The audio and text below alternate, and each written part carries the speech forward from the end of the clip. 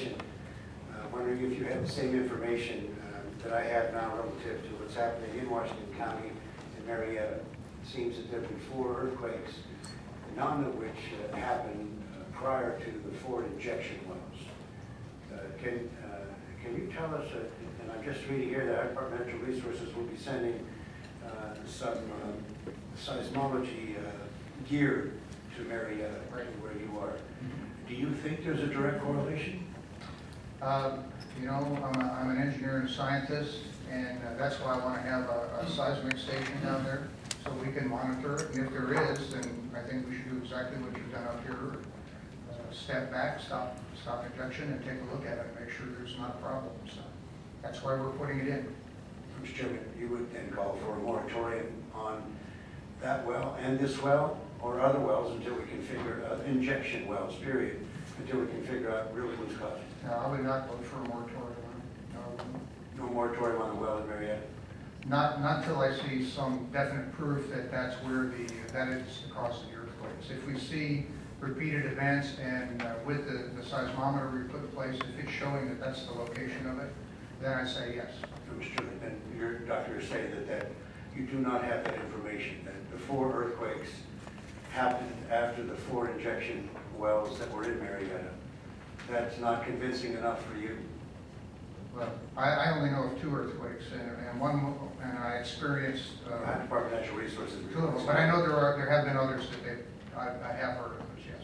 Thank you. And that's why we're putting it in. So. Thank you, Mr. Chairman. Representative Clyde. Thank you, Mr. Chairman. I'm having a little trouble here. Okay, Thank you. we got it. Thank you, Mr. Chairman, and thank you, Dr. Chase, for your testimony and answering some of our questions.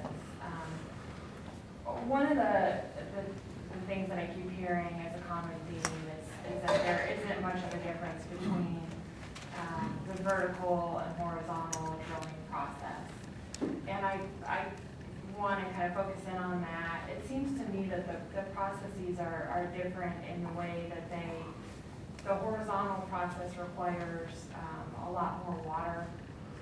It's a much deeper depth, and there's a higher pressure involved. So I'm wondering if the depth, higher pressure, and more water, if those differences in the 2 processes affects the composition of the wastewater in the process. The processes are not, let me just try to clarify the processes first.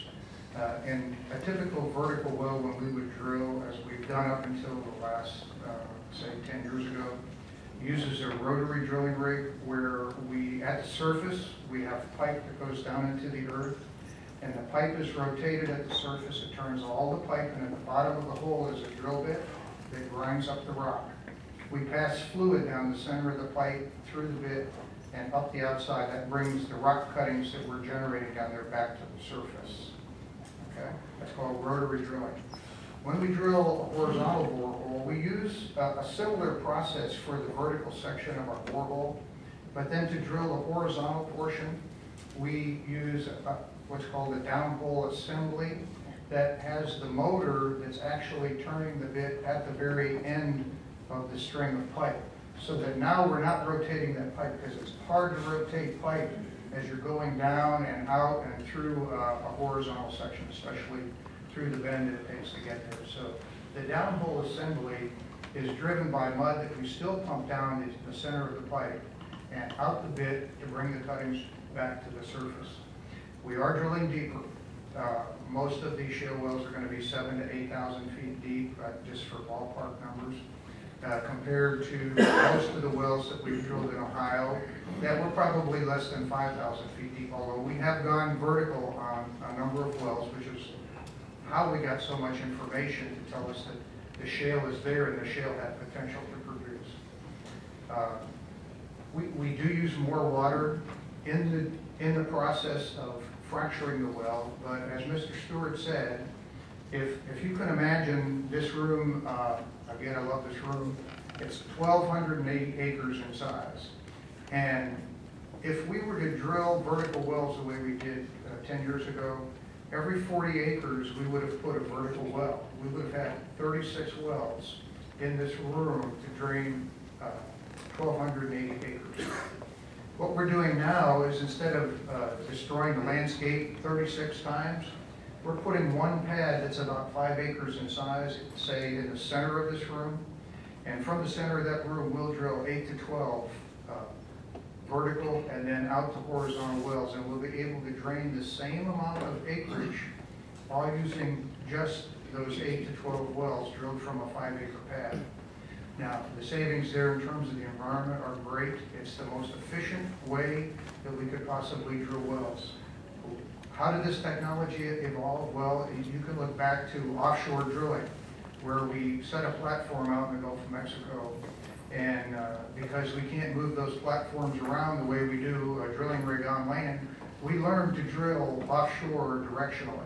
And the technology we're using onshore is a direct offshoot of that technology. It's just that we had never used it before, and we had never tried to conquer a reservoir like the shale.